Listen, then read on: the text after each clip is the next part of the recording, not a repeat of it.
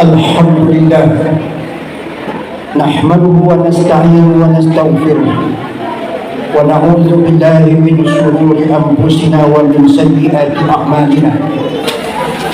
أشهد أن لا إله إلا الله وأشهد أن محمدا عبده ورسوله. اللهم صل وسلم على سيدنا ومولانا محمد وعلى آله وصحبه أجمعين. أيها الناس، أوصيكم بنفسي وإياكم بتقوى الله، فإن أكرمكم عند الله أتقاكم. فاستمعوا من آية قرآنية. بسم الله الرحمن الرحيم. يا أيها الذين آمنوا توبوا إلى الله توبة نصوحا عسى ربكم أن يكفر عنكم سيئاتكم ويدخلكم جنات تجري من تحتها الأنهار يوما لا يخزي الله النبي والذين آمنوا معه نورهم يسعى بين أيديهم وبأيمانهم يقول ربنا أتمم لنا نورنا واغفir lana innaka ala kulli syai'in qadir. Wahai orang-orang yang beriman, taubatlah engkau kepada Allah. Semoga dengan engkau taubat itu, kata Allah, aku masukkan engkau ke surgaku, kata Allah, yang mengalir di bawahnya sungai-sungai. Kemudian Allah mengatakan, aku ampunkan segala dosa yang terlanjur kau lakukan sepanjang usia. Kemudian aku tidak akan menghinakan engkau bersama Nabi-Ku, kata Allah.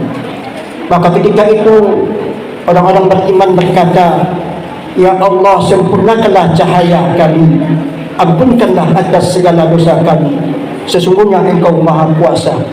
Subhanaka la ilma lana illa ma 'allamtana innaka antal alimul hakim. Kaum muslimin, para undangan dan tamu Allah yang saya hormati, di dalam kitab hadis ada seorang laki-laki yang sudah terlanjur membunuh sebanyak 99 orang. Dia datang kepada pemuka agama. Apa kata beliau? Wahai Tuan Syekh, bisakah saya ini diampunkan oleh Allah atas segala dosa? Apa kata ulama ini? Apa dosa yang engkau lakukan? Saya sungguh besar dosa saya di hadapan Allah. Apa itu, kata pemuka agama? Saya sudah membunuh sebanyak 99 orang. Dengan spontan ulama ini mengatakan, engkau tidak akan diterima Allah. Sungguh dahsyat dan besarnya dosa engkau di hadapan Allah. Karena beliau frustasi dan tidak punya harapan, maka Syekh ini pun dibunuh di hadapan beliau. Maka lengkaplah sudah 100 manusia yang dia bunuh. Kemudian dia berjalan menuju harapan yang tak pernah henti. Kemudian dia temu lagi seorang ulama yang disebut ketika itu rahib. Apa kata beliau? Wahai Tuan Syekh, bisakah saya diampunkan oleh Allah karena sudah terlalu banyak dosa yang kulakukan? Apa dosa yang engkau lakukan? Saya sudah membunuh sebanyak 100 orang. Kata ulama ini, tak ada yang tak akan diampunkan Allah. Sekalipun dosa engkau sebanyak pasir di pantai bui yang ada di dasar lautan, jika engkau datang meminta ampun kepadanya, pasti akan Allah ampunkan segala dosa engkau. Tetapi syaratnya ada, kata Syekh ini. Pergilah engkau ke sebuah kampung sambil menunjuk daerah yang dimaksud. Tinggallah engkau di sana, rubahlah sikapmu, bermohonlah kepada Allah supaya engkau diampunkan. Tetapi sayang, ketika beliau berjalan di tengah jalan, Allah menjemput beliau. Inna lillahi wa inna ilaihi raji'un. Maka antara malaikat yang mengambil rahmat dan malaikat yang akan mengutuk bertengkar di dalam hadis ini disarah oleh para ulama.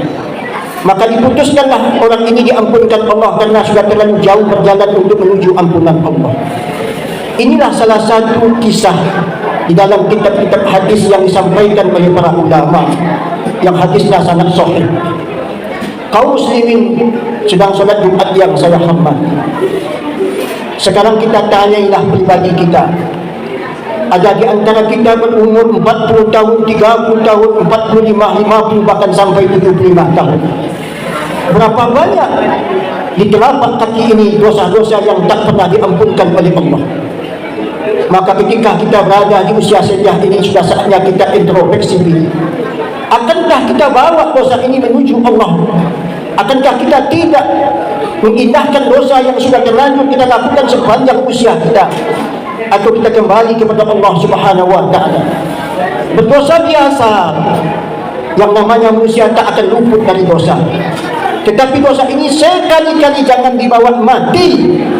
Maka oleh sebab demikian ayat yang kita baca di atas, wahai orang-orang yang beriman, taubatlah kamu kepada Allah dengan taubat yang bisa memberikan kamu nasihat berubah sikap untuk masa yang akan datang. Kita berada di tahun 2026 kaum muslimin. Akankah dosa ini berlanjut sepanjang usia kita sampai hayat di kandung badan, atau kita kembali kepada Allah dengan penuh kesucian? Kaum muslimin sedang solat Jumat yang berbahagia.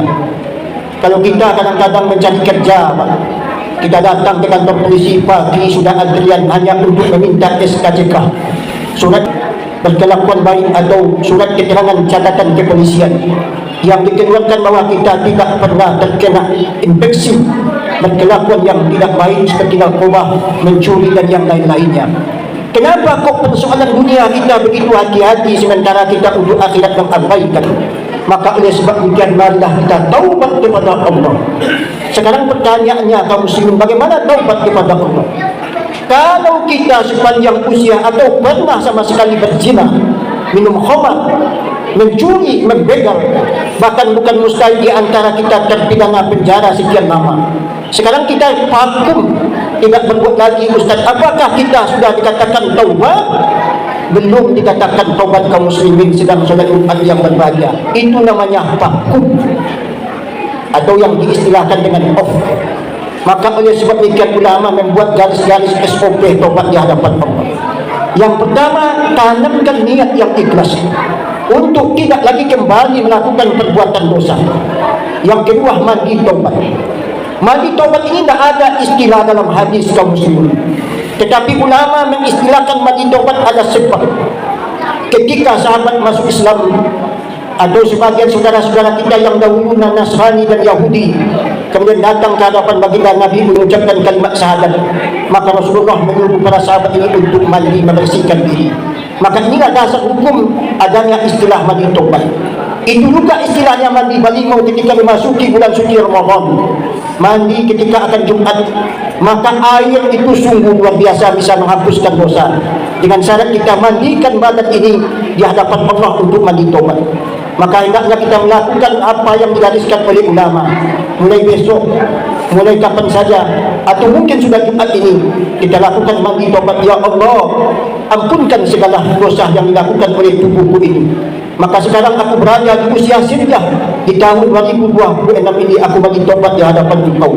Ampunkan seluruh dosa yang dilakukan oleh anggota tubuhku ini, mulai semenjak mata, telinga, mulut dan kaki, bahkan kemaluanku. Aku bersimpuh di hadapan-Mu ya Allah. Sekarang aku akan lakukan mandi taubat untuk menghilangkan segala dosa-dosaku.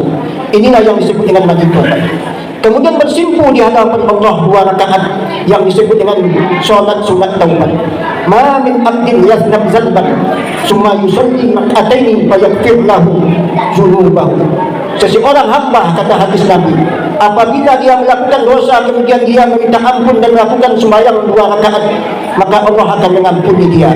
Maka inilah yang disebut dengan mandi taubat. Kemudian beristighfarlah kepada Allah. Astaghfirullahalazim, astaghfirullahalazim. Kenang ingat bahwa kita sepanjang usia ini banyak melakukan dosa. Maka aku bersimpuh di hadapan-Mu ya Allah, ampunkan segala dosaku ini. Andaikan Engkau tak mengampunkan diriku yang hina ini ya Allah, yang tak tahu malu, entah ke mana badan ini akan kubawa ya Allah. Maka oleh sebab demikian, ampunkanlah apa yang terlanjur kulakukan sepanjang usiaku ini ya Allah.